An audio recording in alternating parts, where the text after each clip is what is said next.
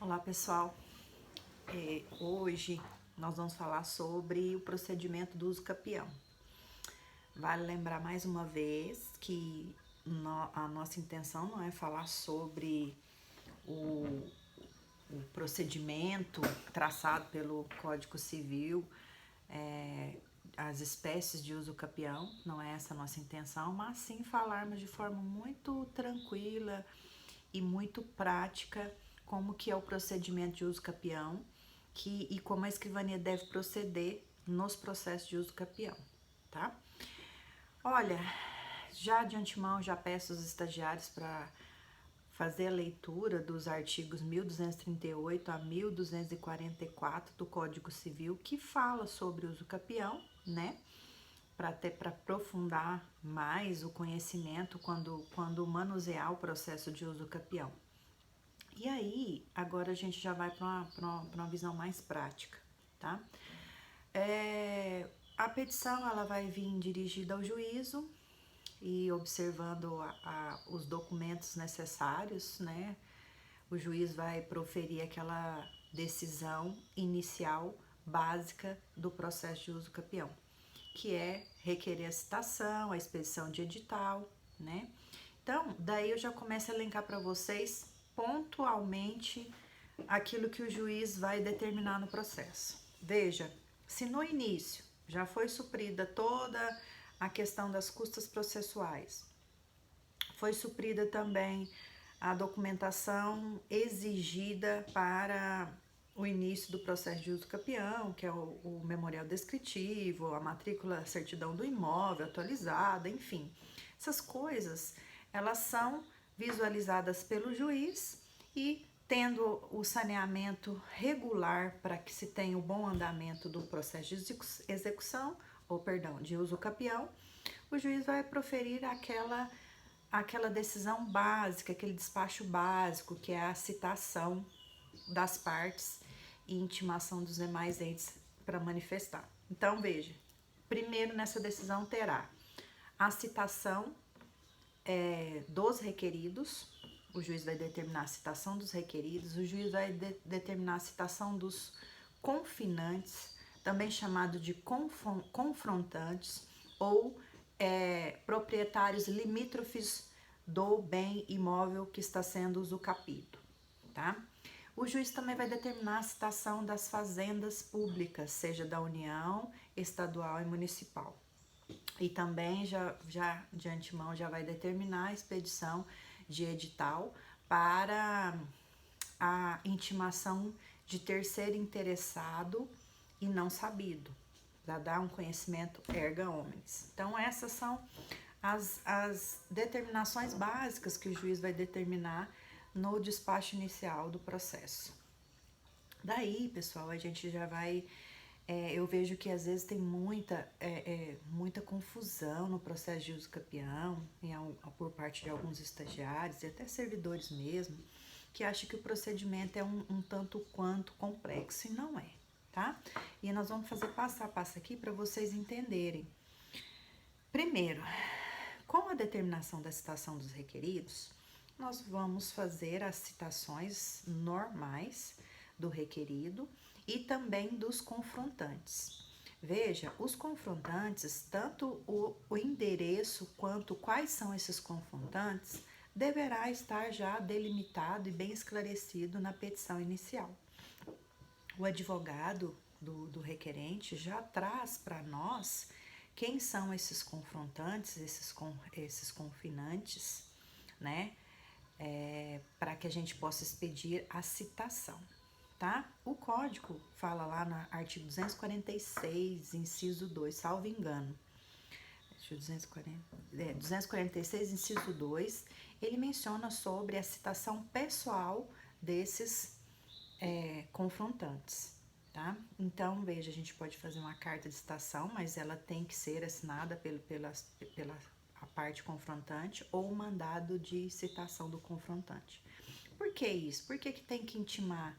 Fala intimar ou citar, porque até ele às vezes os confrontantes nem vêm no processo, mas a gente, por se tratar de um processo de uso capião, eles devem ser citados para vir, caso queira, manifestar sobre aquilo que ele entender de direito. Então, na verdade, quem são os requeridos são as pessoas que estão lá registradas como proprietários do imóvel, eles são os requeridos. Contudo, aqueles que fazem parte da divisão lá, seja todos os confrontantes desse imóvel que está sendo usucapido, eles devem ser intimados. Então, aqui já está bem claro também que eu estou falando do processo de usucapião de bem imóvel, tá?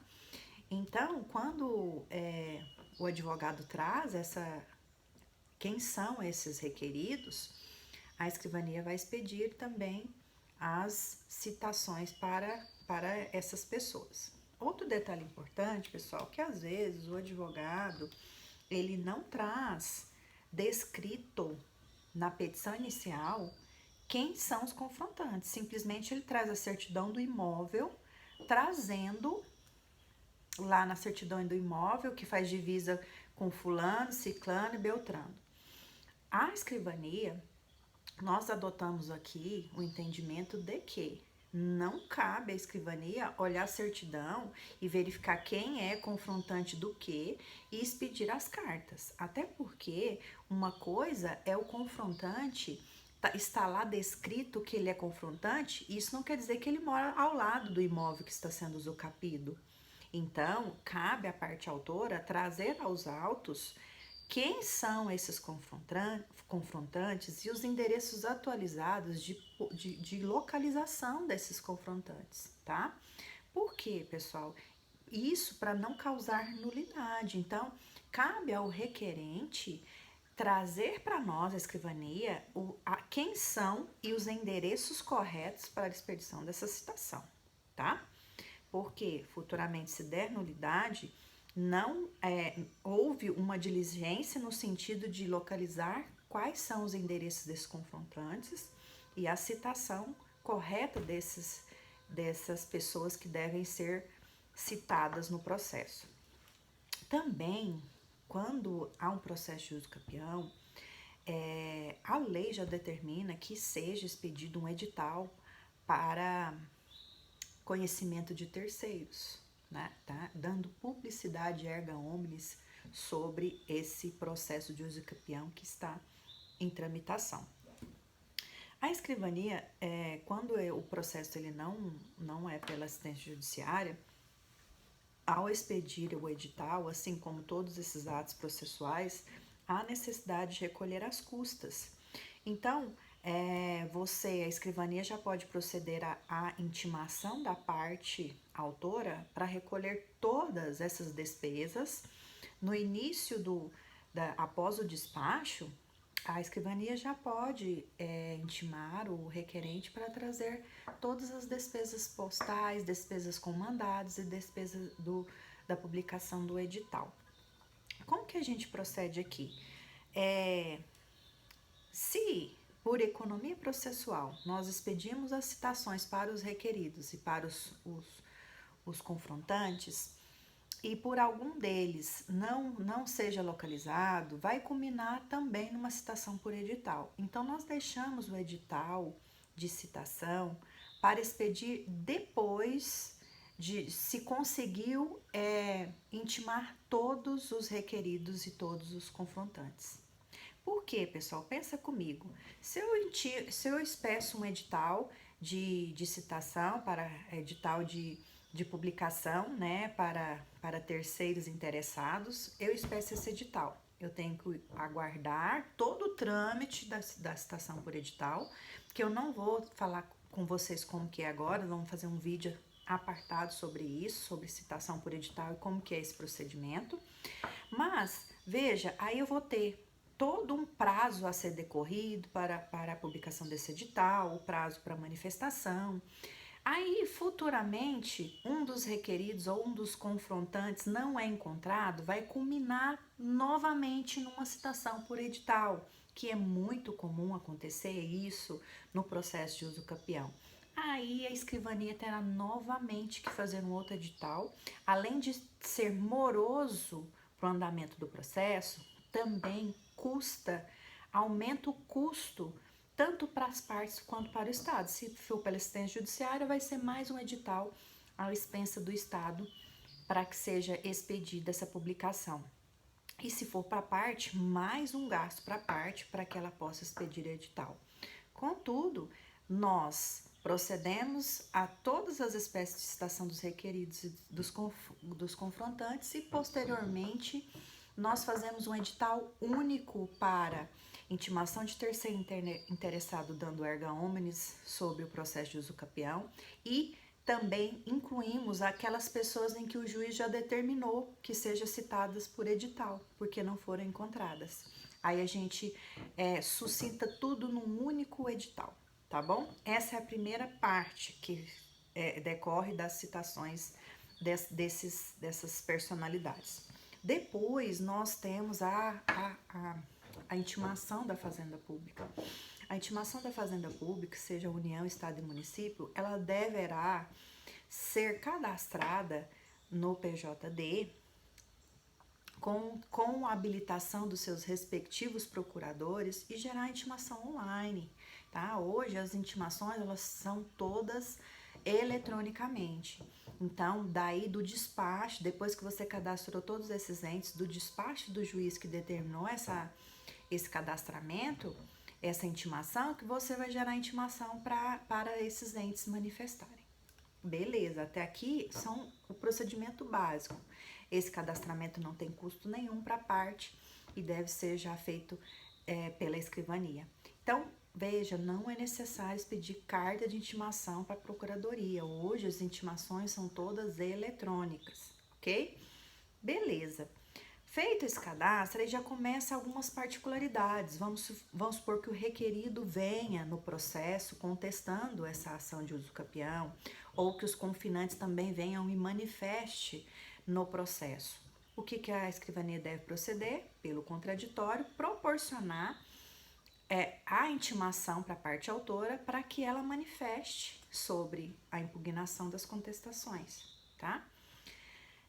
Veio manifestação da Fazenda Pública, seja estadual, municipal ou da União. Teve manifestação desses entes, nós intimamos a parte autora, proporcionamos o contraditório para que ela manifeste. Sanado tudo isso, pessoal, aí que nós vamos enviar o processo concluso, né? Claro que se tiver alguma anomalia no decorrer desse andamento que poderá surgir, a gente, obviamente, vai enviar o processo concluso, mas a regra é não ter que enviar processo concluso, até porque o despacho já deu vários comandos e que deve ser observado pela escrivania. Outro detalhe, não encontrou o requerido ou os confrontantes no endereço, a gente intima a parte autora traz um novo endereço, não é necessário enviar o processo concluso. Por quê? Porque a ordem já foi dada. É para citar. Se trouxe outro endereço ou requerer a intimação, a citação por mandado, não é necessário o processo concluso, porque já tem a ordem para citar. Seja no endereço A ou B ou C, já tem a ordem que é a citação. E a gente vai dar andamento nesse processo até tentar fazer com que todos os requeridos e confrontantes sejam citados. Vamos supor que eles não foram citados, não conseguiu citar, é claro que a parte autora vai requerer a citação por edital. Nesse caso, sim, a citação por edital, o juiz deve analisar se houve o esgotamento de todas as vias possíveis para determinar a citação por edital. Aí sim, quando há um pedido de citação por edital, nós enviamos o processo concluso para o juiz deferir. Claro, depois disso, pessoal, o processo de conhecimento, o processo de uso capião, ele já vai estar redondo para o juiz fazer um saneamento e verificar o que deve ser feito ou não para já ter um convencimento de que todos esses entes já decorreu o prazo, não teve nenhuma objeção, ou se teve, já foi oportunizada a parte autora para manifestar, enfim, já houve uma dialética processual ali e o juiz poderá, com isso, já fazer um saneamento ou até uma possível sentença.